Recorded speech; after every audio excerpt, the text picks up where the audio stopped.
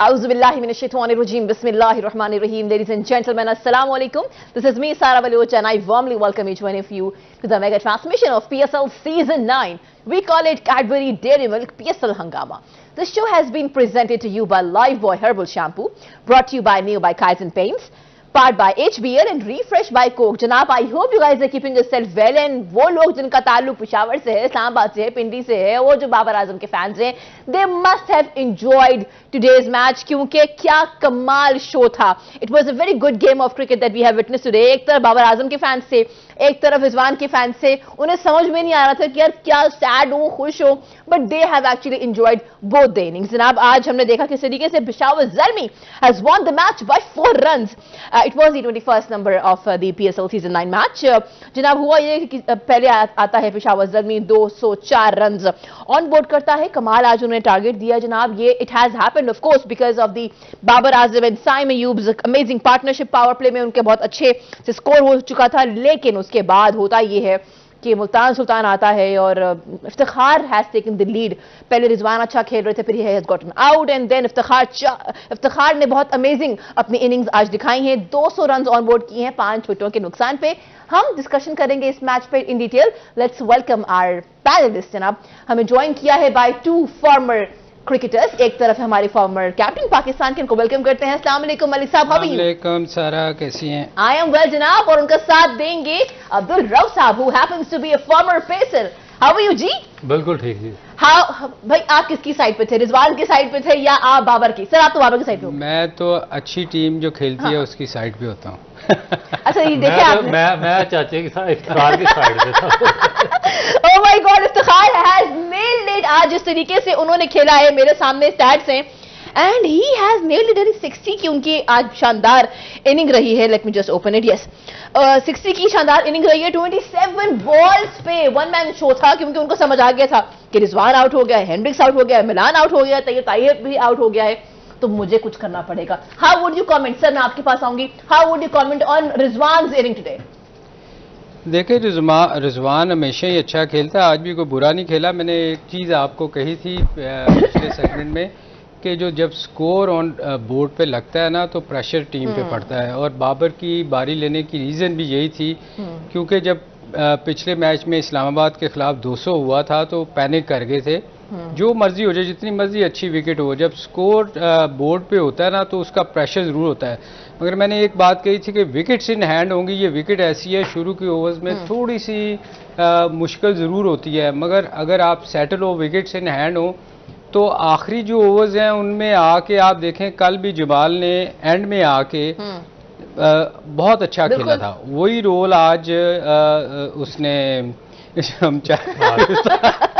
इफ्तिखार ने किया कि इफ्तिखार भी उसी देखें पोजीशन पे आके बहुत अच्छा खेला. उसकी रीज़न ये है कि बाद में थोड़ा सा जैसे ही बॉल पुराना होता है और विकेट पे बॉल बहुत अच्छा आता है, तो मेरे ख्याल में आज इफ्तिखार की इनिंग को जितना प्रेज़ किया जाए कम है. मगर एक चीज़ मैं कहूँगा कि मुझे एक चीज़ समझ नहीं आई, गो के पेशावर जीत गई है ये मैच, मगर जब एक बंदा फॉर्म में होता है, जैसे जमाल ने कल बहुत अच्छी एक्स्ट्रा ऑर्डिनरी इनिंग खेली, मुझे इस चीज़ पे थोड़ा सा हो रहा है कि उसको आज इन्होंने बैटिंग करने के लिए क्यों नहीं ऊपर भिजवाया. क्योंकि जब इन फॉर्म बैट्समैन होता है तो ये चीज़ें जो है ना, ये बड़ी मैटर करती हैं आपके इंटरनेशनल क्रिकेट में कि एक बंदा फॉर्म में है और उसने इतना अच्छा स्कोर किया पिछले मैच में. इस मैच में उसको आखिरी ओवर में भिजवाया गया, जबकि आप उनके बीच वाले ओवर्स देखें. हम दोनों बैठ के ये बात कर रहे थे, ये 25 रन शॉर्ट हैं. जितनी अच्छी पार्टनरशिप लगी थी बाबर की और सैम की, उसके बाद वो जो बीच वाले ओवर थे वो मेरा ख्याल एक ने 15 बॉलों में 17-18 किया और दूसरे भी ऐसे ही किया. तो ये चीज़ें जो है ना, ये बड़ा मैटर करती हैं कि इन फॉर्म बैट्समैन को ऊपर आना चाहिए था, जो मेरा ख्याल थोड़ा सा आज उनको मुश्किल हो सकती थी अगर इफ्तिखार को थोड़ा सा टाइम अगर उनकी और लग जाती शॉट्स. तो ये देखें, इतना करीब मैच चला गया जो कि वन साइडेड था. एक टाइम पे तो बिल्कुल वन साइडेड हो गया था और एक टाइम पे लग रहा था कि ये क्या हो गया, मुल्तान जीत सकती है. सर, लेकिन ये जो आमिर जमाल है, आपने कहा उनको ऊपर आना चाहिए था, तो उन्हें कहा आपके अकॉर्डिंगली उनको 1 डाउन 2 डाउन कहाँ आना चाहिए था? देखिए, जैसे ही पहली विकेट गिरी थी ना, पार्टनरशिप इनकी, मेरा ख्याल पहला विकेट इनका 13वां 14वां ओवर में जाके गिरा है और उस वक्त जो है ना आपको पावर हिटिंग की ज़रूरत थी कि स्कोर जो है ना वो जितना जल्दी आप तेज़ कर सकते हैं और जमाल से बेहतर उस वक्त कोई बैट्समैन नहीं था जो इस पिछले मैच में जो उसने शो किया था। और इफ्तिहार भी देखें उसी पोजीशन में आके ना बॉल पुराना हो चुका था, तो मेरा ख्याल है जमाल उस वक्त बहुत बेहतर आके इनकी पोजीशन और अच्छी कर देता अगर उसको ऊपर भिजवाते। बहरहाल जब टीम जीत जाती है ना तो बहुत सारी चीज़ें छुप जाती हैं, और अगर आज ये मैच हारते तो सबसे ज़्यादा क्रिटिसिज्म इस चीज़ पे होना था कि जमाल को ऊपर क्यों नहीं भिजवाया गया। मगर चूंकि हम यहाँ बैठे इसलिए हैं कि हमें ये चीज़ें बतानी पड़ती हैं लोगों को कि ये जो गलती हुई है ये आइंदा के लिए ये इन चीज़ों से सीखना चाहिए। ऑल्सो सर आपने मेंशन किया था कल भी आपने कहा कि नवीन को होना चाहिए था हिस्सा, तो वो इंक्लूजन हमें नजर आई है। तो हो सकता है कि आपकी जो ये बात है आमिर जमाल वाली, क्योंकि आज कमेंटेटर भी कह रहे थे, मैं सुन रही थी आमिर सोहेल को भी, उन्होंने कहा कल क्या शानदार बल्लेबाजी की और आज बॉलिंग के लिए आए तो उन्होंने मेजर विकेट्स ली हैं। वो सिडनी वाला जो आमिर है वो हमें वापस आते हुए नजर आ रहा है। सबको इंतजार था बिकॉज T20 इज कमिंग। हम चाहते हैं कि हम अपने जो मर्जिंग प्लेयर्स हैं उनको और उभरता हुआ देखें। We'll have a detail discussion on Asif also because Asif 2019 से लेकर अब तक के स्टैट्स मेरे सामने हैं और कुछ कारकर्दगी नजर नहीं आ रही उनकी, तो इसके ऊपर गुफ्तगू होगी। कीप वॉचिंग PSL हंगामा।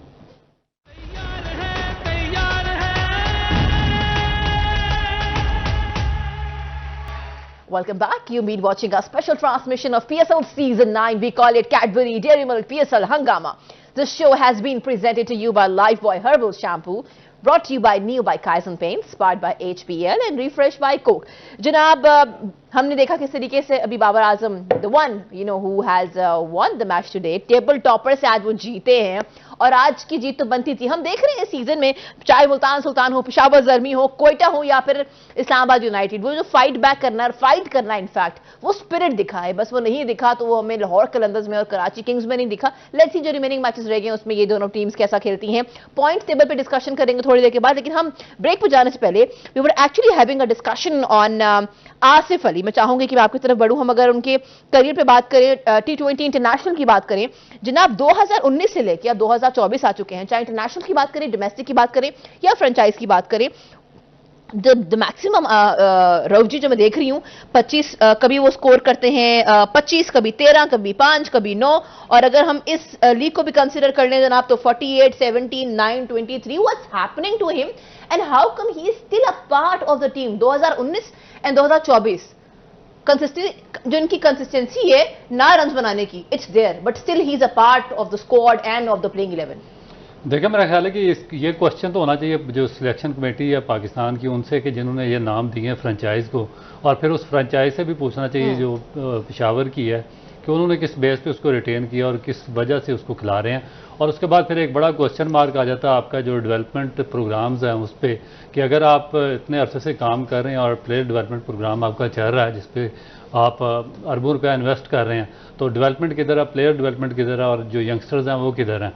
आप मेरा ख्याल है कि फ़ायदा नहीं है कि अगर इस छोटी छोटी एवरेज के साथ आप लोगों को लिंगर ऑन करना शुरू कर दें, और उसके बाद फिर जिस तरह हम पास्ट प्रोग्राम में भी हमने बात की है कि 3-4 तो ऐसे लोग हैं कि जो मेरे साथ खेलते रहे, जिनका डेब्यू T20 का मेरे साथ हुआ, वो अभी तक वो खेल रहे हैं, तो उनकी रिप्लेसमेंट अभी तक तैयार नहीं हो सकी। फिर जो ये बैट्समैन है, कई ऐसे बैट्समैन है कि जिनकी एवरेज बिलो द बेल्ट है, 10 से अंडर 10 एवरेज है उनकी, और वो 8वां सीज़न है उनका PSL में खेल रहे हैं, तो क्वेश्चन मार्क तो डेफिनेट आता है। मगर इसमें आज मैं एक उस पर भी बात करूंगा जो आज लेफ्ट आर्म लेग स्पिनर खिलाया है इसने पेशावर ने, मेहरान मुमताज को। अब देखें कि जब आप यंगस्टर्स का चांस लेते हैं तो वो आउटस्टैंडिंग परफॉर्म करते हैं। जिस तरह हम बात करते हैं कि वो यंग ब्लड होता है, फ्रेश लेग्स होती है, और जो T20 फॉर्मेट होता है वो स्पेशली इन्हीं यंगस्टर्स के लिए होता है, बजाय कि आप पुराने जो आपके प्लेयर्स हैं उनको ट्राई आउट करने पे और उन पे वेस्ट करने पे अपना सारा कुछ, आप जो यंगस्टर्स हैं उनको चांस दें ताकि पाकिस्तान को एक अच्छी प्रोडक्ट मिल सके। जिस तरह आपने साइम अयूब को चांस दिया, तैयब ताहिर को दिया, उसके अलावा और ख्वाजा नाफे है या अपना दूसरा सऊद शकील है, तो इस तरह आपने फैसल अकरम को चांस दिया मुल्तान ने, तो इसी तरह आज मेहरान मुमताज को खिलाया तो उसने आउटस्टैंडिंग किस्म की बॉलिंग की है। तो 4 ओवर में मेरा ख्याल है 20 या समथिंग उसने रन्स दिए हैं। तो मेरा ख्याल है कि ये बोल्ड डिसीजन लेने पड़ेंगे। अब ये जो पास्ट के प्लेयर्स हैं अगर वो परफॉर्म नहीं कर रहे तो उनको अब साइड लाइन कर देना चाहिए। मैं थोड़ा सा इसमें ऐड कर दूं, आपने बिल्कुल ठीक बात की। असल में रऊफ इनकी टेक्निक पे बात करनी चाहिए ना, कि ये देखो इनकी टेक्निक नहीं है, जो जिसकी टेक्निक अच्छी है वो इफ्तिहार, वो देखो जो मैंने उस दिन भी आपको एक बात कही थी कि जो बंदा इस T20 में नंबर 1 डाउन और 2 डाउन तक चांस है जो बड़ा स्कोर कर सकता है, अर्ली ऑन विकेटें गिरती हैं, उनकी बारी आ जाती है। जो छठे या सातवें नंबर पे आते हैं ना, उनके लिए बड़ा मुश्किल है मेंटेन रखना, क्योंकि उनकी बारी आती है 3 या 4 ओवर के लिए, तो वो उस जगह पे आपको ना कंसिस्टेंट होना बड़ा मुश्किल है, क्योंकि आपने हर दफ़ा रऊफ 14-15 की एवरेज चेस करनी है, जैसे आज इफ्तिहार ने 18-20 की एवरेज चली गई थी। असल चीज़ ये है कि ये आप जो बात कर रहे हो ना, इनको असल में रऊफ आप बिल्कुल ठीक कह रहे हो, इनको टेक्निक जो हम बार बार कहते हैं कि जिसकी टेक्निक बेहतर होएगी ना, वो इस पोजीशन पे भी बेहतर खेल सकता है, अदरवाइज उसका सरवाइव करना बड़ा मुश्किल है। वो या एक मैच में आपको, जैसे उसने आसिफ ने एक मैच में 3 छक्के मार दिए थे, उसके बाद हर रोज़ ऐसा नहीं होगा। उसकी रीज़न ये है कि उसकी टेक्निक ठीक नहीं है, उसको अंदर आती बॉल की प्रॉब्लम होती है, जो लोगों ने उसको पकड़ लिया था। तो वो जो हम बात करते हैं ना रऊफ, कि टेक्निक जितनी देर बेहतर नहीं होएगी ना, इस पोजीशन पे आने वाला बैट्समैन हमेशा स्ट्रगल करेगा। आप देखिएगा बहुत सारे लोगों ने 7वें 8वें 6ठे 7वें नंबर वाला स्कोर नहीं कर सकता। तो बात यह है कि इफ्तिहार जैसे उसकी आज देखें ना, उसकी टेक्निक है, वो खेलता है, प्रॉपर शॉट्स खेलता है, और उसमें उसकी काफ़ी सारी इनिंगें देखें कि वो इस पोजीशन पे आके कई दफ़ा हम उसको भी क्रिटिसाइज़ करते हैं क्योंकि उससे स्कोर नहीं होता, क्योंकि उस पर खेलना बड़ा मुश्किल है उस पोजीशन पे। क्यों?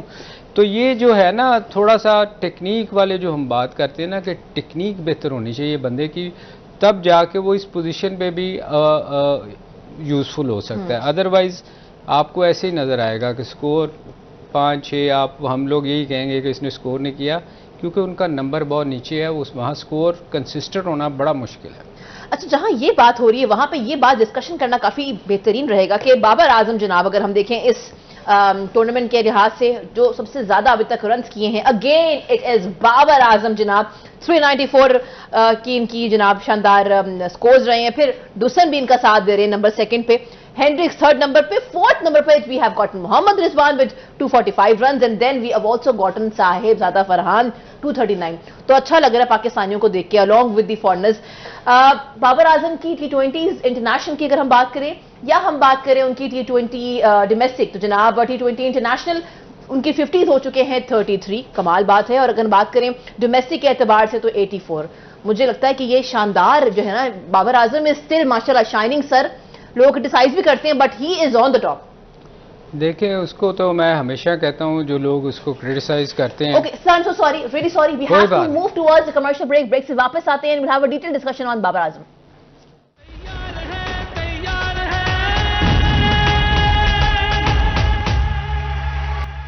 Welcome back. You've been watching a special transmission of PSL Season 9. We call it Cadbury Dairy Milk PSL Hangama.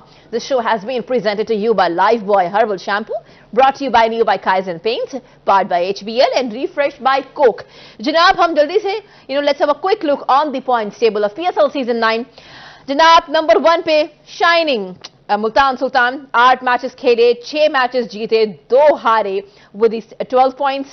And then we have gotten Quetta Gladiators, 6 matches खेले, 4 जीते, 1 हारे with 9 points. And then we have gotten Peshawar Zalmi, 8 matches खेले, 4 जीते, 3 हारे with 9 points. And now we have gotten 4 number पे Islamabad United, then 5 number पे Karachi Kings and Lahore Qalandars number 6 पे। तो सिचुएशन कुछ ऐसी है कि 4 नंबर की पेशावर ज़ल्मी अब 3 नंबर पे आ चुकी है। नेट रन रेट अगर हम देखें पेशावर ज़ल्मी का और इस्लामाबाद यूनाइटेड का, तो वो है -0.384 और इस्लामाबाद यूनाइटेड 0.337। तो this is the situation now.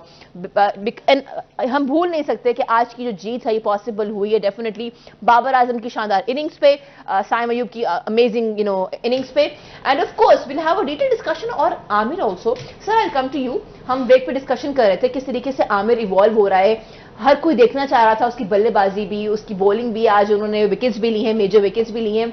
How do you see him getting evolve day by day? देखें, ये एक ऐसा प्लेयर है जो, जैसे हम आसिफ की बात कर रहे थे कि आसिफ की टेक्निक बेहतर नहीं है, ये वो प्लेयर है जो ऑस्ट्रेलिया में भी अच्छा खेला और यहाँ भी इस नंबर पे, जिस नंबर पे वो आता है आसिफ, और वो ऑलमोस्ट सेम नंबर पे ही आते हैं मेरा ख्याल। तो ये एक बेहतर चॉइस है, ऑलराउंडर है और ऐसे प्लेयर्स को डेवलप करना चाहिए। जैसे इफ्तिखार है, उस पोजीशन पे आके नीचे ऑफ स्पिन भी करता है, ऑलराउंडर की पोजीशन पे आता है। तो जो ऐसे प्लेयर है ना, जो आपको पावर हिटिंग में जब आपको ज़रूरत है और टेक्निकली थोड़े से बेहतर है। आप देखें ना, आसिफ पिछले कई सालों से स्कोर नहीं कर रहा और वो एक जगह पे फंस जाता है, इन स्विंग आती है आगे। वो मैं तो वर्ल्ड कप से कह रहा हूँ कि इसको आगे जो इन स्विंग करता है उस पर वो उसको मुसीबत पड़ती है। मगर ये दो प्लेयर बेहतर प्लेयर हैं उनसे। ये आखिरी ओवर्स में आके आप देखो, इफ्तिखार को अगर देखो, दो पिछले कई मैचों से देख रहा हूँ, इस पोजीशन पे आके स्कोर करना सबसे मुश्किल काम होता है, क्योंकि आपने 15 की एवरेज चेज करनी है, 12 की करनी है। तो ये टेक्निक जिनकी बेहतर होएगी वही स्कोर कर सकते हैं। तो मेरे ख्याल इन दो प्लेयर्स पे इनको काम करना चाहिए क्रिकेट बोर्ड को, कि इनको डेवलप करना चाहिए। उनकी अगर कहीं कोई गलती करता है तो उनकी काउंसलिंग करके उनको बेहतर बनाया जा सकता है। अच्छा, सर ने जो बात की, बेहतरीन बात की, but I would like to add कि 2019 से लेके 2024 का सफर है आसिफ का। क्या हमारे पास जो इतने कोचेज हैं जिनको इतना ढेर सारा पे किया जा रहा है, सैलरी दी जा रही है, उन्होंने क्यों नहीं काम किया आसिफ की टेक्निक के ऊपर? देखिए, मेरा ख्याल है कि काम किया होगा, मगर क्योंकि जब तक आप फर्स्ट क्लास क्रिकेट ना खेलें, बड़ा मुश्किल है आपका सेंस को डेवलप करना और बैटिंग सेंस की। और जिस तरह सलीम भाई ने बात की है एग्जैक्टली, क्योंकि जो इफ्तिखार की हम बात करते हैं, इफ्तिखार की हम इसलिए बार बार बात करते हैं कि वो टेक्निकली बहुत बेस्ट बैट्समैन है। मैं आपको इफ्तिखार का बताऊं कि 2011 में मुझे याद है कि हम पोर्ट कासिम से मैं खेला था, हमारा मैच था इनके साथ वावडा के साथ कजाफी स्टेडियम में। तो बड़ी अलाइव पिच थी, सीमर्स को सपोर्ट कर रही थी, तो हमने 4-5 शुरू में आउट किए, मगर उसके बाद इफ्तिखार ने आगे 145 रन की बड़ी आउटस्टैंडिंग किस्म की इनिंग खेली। तो ये टेक्निकली इतना सॉलिड था कि मुझे बिल्कुल, हमें किसी किस्म का कोई गैप नहीं दिया इसने कि वहाँ से बॉल गुजर सके, और कोई चांस नहीं इसने लिया। तो ये इसलिए अब कंसिस्टेंट परफॉर्मर है T20 में भी। जब आपने लंबी फर्स्ट क्लास क्रिकेट खेली होगी, टाइम पिच पे गुजारा होगा, तो आप जो मुख्तलिफ सिचुएशंस हैं उनको बेहतर तौर पे आप हैंडल कर सकते हैं और सेंसेबल बैटिंग भी कर सकते हैं। आसिफ का अगर इफ्तिखार के साथ मुआवजना करें तो ये भी मेरे साथ ही फैसलाबाद से खेला था, मगर उसके बाद इसकी फर्स्ट क्लास टीम में भी जगह नहीं बन रही थी। एक सीजन के बाद ये टोटल फ्लॉप हो गया था, फर्स्ट क्लास इसने छोड़ दी थी, फिर उनको निकालना पड़ा और उसने कभी स्कोर नहीं किया। यही वजह कि ये उसकी टेक्निक भी सफ़र कर रही है और वो भी सफ़र कर रहा है। अब जिस तरह सलीम भाई ने बात की है कि जो हमारे लिए नंबर 5 और नंबर 6, नंबर 7 पोजीशन है, ना सिर्फ यहाँ पे फ्रेंचाइज टीमों के लिए बल्कि पाकिस्तान के लिए भी बहुत ज़्यादा इंपॉर्टेंट है। हम अपने मोस्टली हम मैचेस T20 में हारते हैं इस स्लॉट की वजह से, क्योंकि मिडिल आर्डर और लोअर मिडिल आर्डर हमारा परफॉर्म नहीं करता। तो अब एक मेरा ख्याल है कि गोल्डन इनके पास अपॉर्चुनिटी है कि अब आपके पास आसिफ अली को आप नहीं खिला सकते, आपने शोएब मकसूद को ट्राई किया था, वो भी इस साल PSL में नहीं है। उसके अलावा खुशदिल शाह भी आउट ऑफ फॉर्म है, वो भी नहीं स्कोर कर रहे। तो आपके पास 2 या 3 ऐसे प्लेयर्स हैं जिनको आप मुतबादल तैयार कर सकते हैं। जिस तरह आमिर जमाल है, वो नंबर 6-7 पोजीशन पे ग्रैब कर सकता है। उसके बाद एक कराची से एहसान न्याजी को आपने देखा होगा, अगर उन पे अच्छे तरीके से काम किया जाए तो मेरा ख्याल है कि वो नंबर 6 पे, नंबर 5 पे बड़ा अच्छा एक वैल्यूएबल एसेट साबित हो सकता है पाकिस्तान के लिए। तो ये देखें कि हमारा थिंक टैंक अब इस पे काम करता है। और मेरे ख्याल हारिस की जगह जैसे हसीबुल्ला है, ये बेहतर चॉइस है। ये इसकी टेक्निक भी अच्छी है, ये थोड़ी सी गलती करता है।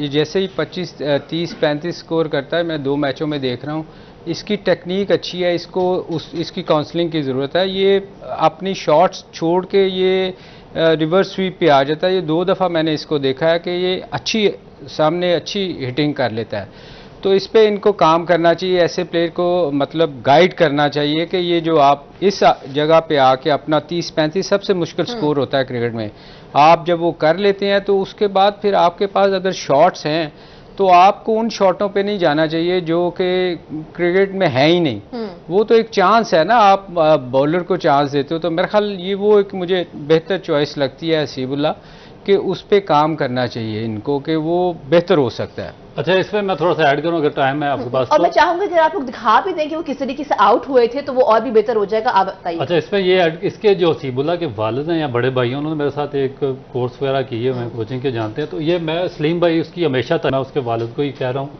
क्योंकि वही मेरा ख्याल है कि उसके कोच भी हैं। तो ये मेरा ख्याल है कि अगर हमारे पाकिस्तान में इस तरह के लेजेंड्स हैं, जिस तरह सलीम मलिक हैं, जावेद मियां दादा, बड़े लोग हैं, तो वो एक बच्चे की वो तारीफ करते हैं कंसिस्टेंटली, तो मेरा ख्याल है कि उनको भी इनके साथ रब्ता करना चाहिए और उनको एंगेज होना चाहिए और उनसे बात करनी चाहिए कि हम जो अगर इंटरनेशनल क्रिकेट में जाएं तो हम एक बेहतर प्रोडक्ट बन के सामने आए। हमारी कौन सी ऐसी चीज़ें हैं जिन पे ये हमें बेहतर तौर पे गाइड कर सकते हैं, हमें बता सकते हैं कि हमारे इन लोगों के अंदर क्या डेफिशिएंसीज हैं। तो अगर ये सुन रहे हैं उनके भाई वालिद या वो खुद, तो उन्हें डेफिनेट रब्ता करना चाहिए इनसे, क्योंकि मैंने जब भी सुना सलीम भाई से, इनको मैंने उनकी तारीफ करते हुए सुना और एक दो चीज़ें जिनकी हमेशा निशानदेही करती है। ये देखिए, आपने जिस तरह सर ने कहा कि ये टेक्निक पे काम होने वाला है, और अच्छी बात की है एडॉन रऊफ जी ने कि वो कोई भी हसीब का जानने वाला, हसीबुल्ला का अगर सुन रहा है ये show, he needs to get connected with Salim साहब, ताकि जो चीज बेहतरीन है स्केल वो पॉलिश हो सके, और जो गलतियां हैं वो तो सब में हम में होती हैं, उनको ओवरकम किया जा सके। On this note I have to move towards a short commercial break. Break से वापस आएंगे और थोड़ा सा और डिस्कस करते हैं ना आज हम पेशावर ज़ल्मी एंड मुल्तान सुल्तान को। कीप वॉचिंग PSL हंगामा।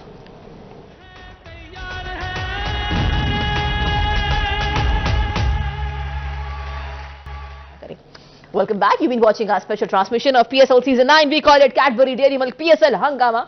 This show has been presented to you by Lifebuoy Herbal Shampoo, brought to you by New by Kaizen Paints, powered by HPL and refreshed by Coke. जनाब, जहाँ सारी डिस्कशन हो रही है वहाँ पे ये बात माइंड में रखना बड़ा इंपॉर्टेंट है कि आज भी वही हुआ जो कि हिस्ट्री में हो चुका है। हिस्ट्री दूर की बात नहीं करे, फिलहाल तो मैं बात करूंगी इसी PSL सीजन 9 की। वो ये कि जनाब 9th मैच हुआ था बिटवीन पेशावर ज़ल्मी एंड मुल्तान सुल्तान। पेशावर ज़ल्मी ने 179 टोटल स्कोर दिया 8 विकेटों के नुकसान पे, और मुल्तान सुल्तान आया 174 पे ऑल आउट। आज रन्स जो ऑन बोर्ड थे, टोटल स्कोर वो था ज्यादा 204, लेकिन ये आज भी नहीं कर पाए। तो क्या कोई साइकोलॉजिकल इंपैक्ट है, कुछ इनके माइंड में रहता है? बाकी सर बेहतर बता सकते हैं। Sir, I would come to you and I would ask you कि अगर हम प्रीवियस रिकॉर्ड भी देखें तो क्या पहले भी ऐसे हो चुका है कि मुल्तान सुल्तान चेज में घबरा जाती है? वो आपको बता दिया था, आप रुक कैसे गई बताते बताते। सर, मैं आपके लिए आज अगर आप बता दें तो ज्यादा बेहतर हो जाएगा। मैं रोक रहा था कि सारा को ना बताओ, सारा अपनी उसमें लय में बैठ जाती है। हाँ जी, बताइए ना सर। देखिए, ये जो पिछले साल भी टूर्नामेंट हुआ ना, फाइनल भी ये सेकंड बैटिंग करते हुए ये हारे थे, तो मेरा ख्याल ये इनका है कोई चेस करते हुए ये फंस रहे हैं, क्योंकि लीग मैचेस में भी मुझे याद पड़ रहा है कि ये 2-3 मैचेस ना चेज करते हुए हारे हैं। तो 3 मैचेस है ना, तो ये मेरा ख्याल है इनके लिए इनको है प्रॉब्लम चेज करते हुए। तो मेरा ख्याल बाबर को शायद इसका आइडिया होगा कि ये चेज में थोड़ा सा स्ट्रगल करते हैं।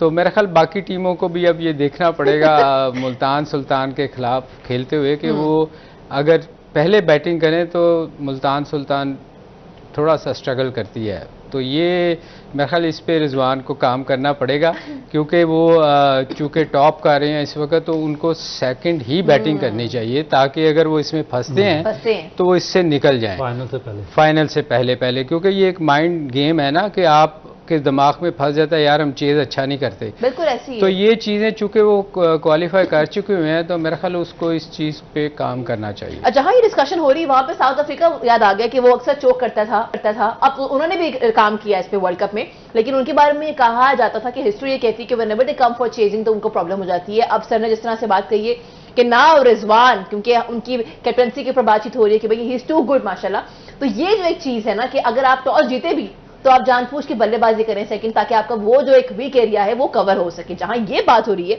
वहां मोहम्मद अली पे बहुत सारे सवालात खड़े होना शुरू हो चुके हैं कि भाई he was too good when he was in Multan, लेकिन जैसे वहां से निकले हैं, फर्स्ट लेग से निकले हैं, कराची पहुंचे हैं और फिर पिंडी पहुंचे हैं, तो उनको क्या हो गया है? रन्स भी कंसीड कर रहे हैं, विकेट्स भी नहीं ले पा रहे। वैसे व्हाट्स रॉन्ग विद हिम? क्या उनका जो कोच है वो उनको गाइड नहीं कर सकता कि भाई ये मसले मसाइल हैं, काम कर लो और बेहतरीन हो जाओ? देखिए, आपको शुरू में कहा था कि जब तक ये टूर्नामेंट कंप्लीट नहीं होता और चारों इसके जो लेग्स हैं मुकम्मल नहीं हो जाती, मुख्तलिफ जो वेन्यूज़ हैं, उस वक्त तक आप किसी को जज नहीं कर सकते कि किसने बैटिंग अच्छी की है, बॉलिंग अच्छी की है, स्पिन बॉलिंग या फास्ट बॉलिंग। सेम कंडीशंस थी लाहौर में और मुल्तान में। उसमें ये जो सीमर से अब्बास अफरीदी था, मोहम्मद अली इनको बहुत ज़्यादा हेल्प मिल रही थी वहाँ पे। मगर जैसे ही ये वहाँ से निकले हैं और थोड़ा सा बैटिंग कंडीशंस पर आए हैं तो फिर ये एक्सपोज होना शुरू हो गए हैं। इसीलिए मैं सलीम भाई भी यही बात करते हैं, हम भी यही कहते हैं कि बार बार आपको ये चीज़ बेसिकली यही चीज़ सामने रखनी पड़ती है। ये नहीं आपको देखना चाहिए कि किसने ज़्यादा रन्स कर दिए, किसने ज़्यादा विकेटें ले ली। आपको बेसिकली ये चीज़ जज करनी पड़ती है कि कौन सी कंडीशंस में किस प्लेयर ने अच्छा परफॉर्म किया और प्रेशर में किसने ज़्यादा अच्छे तरीके से जो सिचुएशन है उसको हैंडल किया। तो ये अभी इनको जाने दें कराची में भी 2-3 मैचेस खेलेंगे तो उसके बाद फिर सारा जज होगा कि स्पिनर कौन सा बेस्ट है, उसके बाद जो फास्ट बॉलर्स कौन से अच्छे हैं, जो बैट्समैन है वो डिफरेंट कंडीशंस में कौन अच्छा खेलता है। जिस तरह सऊद शकील था वो स्कोर कर रहा था यहाँ पे काफ़ी स्पीड के साथ, मगर जैसे ही एक थोड़ा सा एक्सेप्शनल बॉलर आया मजरबानी तो उसके सामने वो थोड़ा सा एक्सपोज हुए हैं।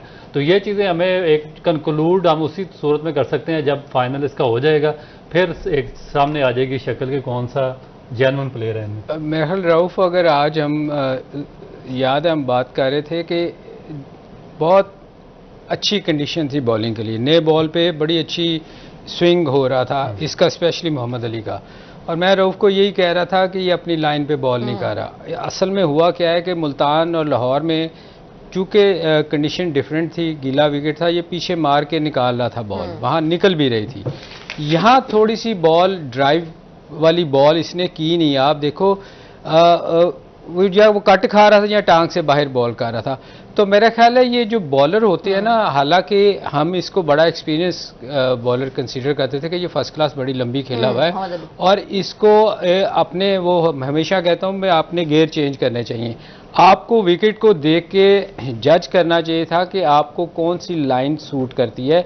ये वो आप लाहौर या मुल्तान नहीं खेले, आगे से उसका अच्छा स्विंग हो रहा था, उसको अगर ड्राइव खिलाता, ये थोड़ा सा बॉल विकेटों में से ड्राइव करवाता, आप देखें उसने कट पे एक वाइड बॉल ड्राइव खाई चौका बाबर से, एक फिर कट खाया। अगर वो विकेटों में स्विंग करता, और मेरा ख्याल है वो इतनी फर्स्ट क्लास खेला, उसको ये जो मैं हमेशा कहता हूँ ये चालाक बॉलर होता है ना, वो बड़ी जल्दी पिक करता है चीज़ों को कि यार इस जगह मुझे कहाँ बॉलिंग करनी चाहिए। तो मेरा ख्याल ये वो लैग कर रहा था, बॉल लाइन पे नहीं की, हालांकि बॉलिंग के लिए शुरू में नया बॉल अच्छा स्विंग हुआ है। तो ये चीज़ें हैं जो मेरा ख्याल है जो अच्छा बॉलर हो या कोच हो वो ही समझा सकता है। देखना कि वो डिफरेंस डाल दिया, जिस तरह आपने विनर लग की भी बात की शुरू में कि उसको नहीं खिलाया था, आज उसको खिलाया तो उसने अपना इम्पैक्ट डाल दिया। और ये जो मैच जीता है पेशावर, तो मेरा ख्याल है कि उसमें काफी, मगर रऊफ इनको सीखना चाहिए ना यार, ये फर्स्ट क्लास इतनी लंबी खेले हैं, इनको अपनी लाइन चेंज करनी चाहिए ना कि मुल्तान या लाहौर नहीं है कि पीछे से भी निकल जाएगा।